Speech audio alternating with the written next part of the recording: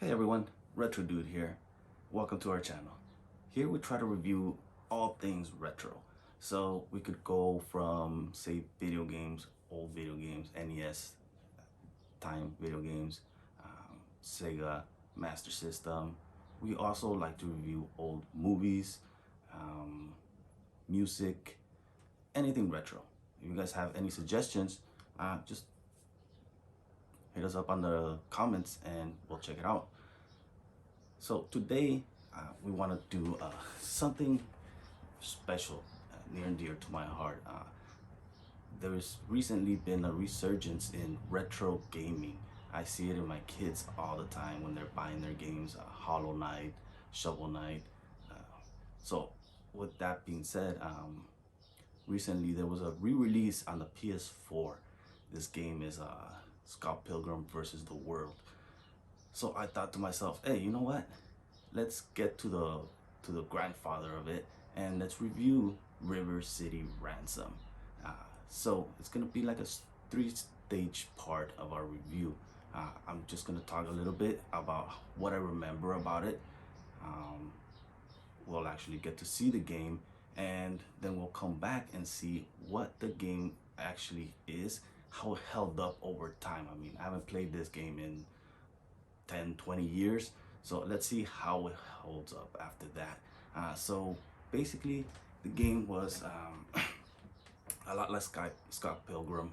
It's side scroller, beat 'em up like Final Fight. If you guys ever played that game, you would get power-ups, which was really cool. So you would beat up the gangs around the world and collect coins, and after a while you'd be able to buy books that would give you different techniques.